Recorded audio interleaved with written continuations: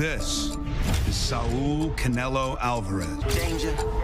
This is Terence Bud Crawford. Canelo versus Crawford. A true super.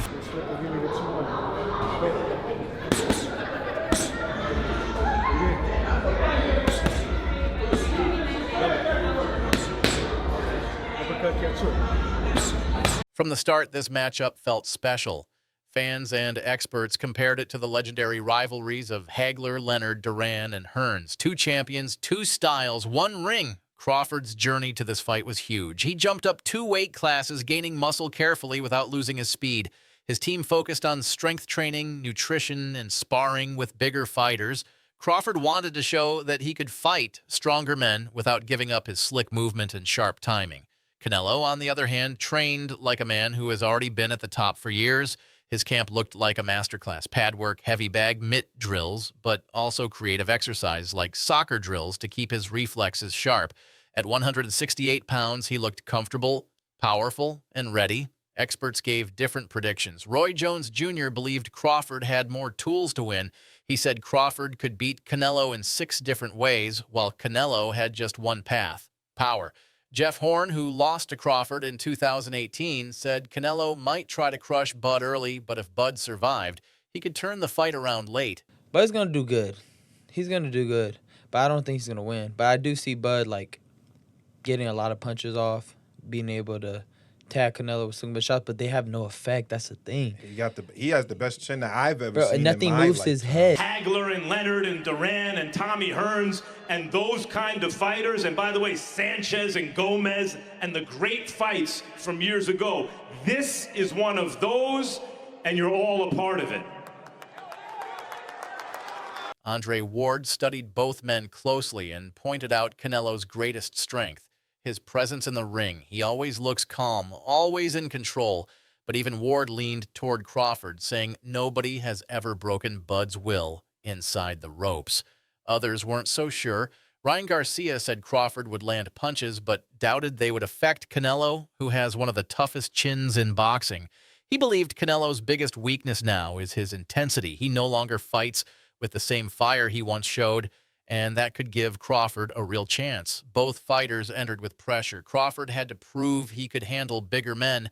Canelo had to show he was still hungry, still elite. When the lights came on and the bell rang, it was no longer about training clips or predictions.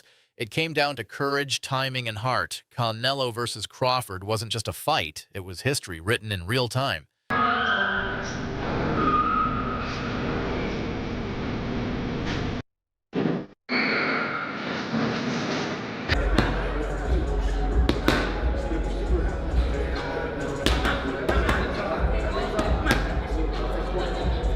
The first round set the tone. Crawford moved lightly on his feet, jabbing, testing Canelo's defense.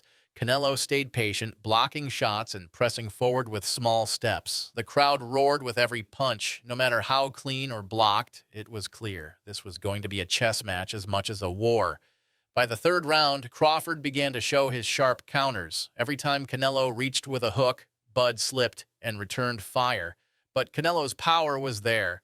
A left hook to the body made Crawford step back for the first time, showing respect for the champion's punch. The middle rounds were where the fight heated up. Canelo cut off the ring better and started landing to the body. The thudding sound of his punches echoed in the arena. Crawford answered with crisp combinations upstairs, using angles to avoid being trapped. The judges had a tough job. Each round felt close, each fighter showing moments of control. In round 7, the crowd exploded.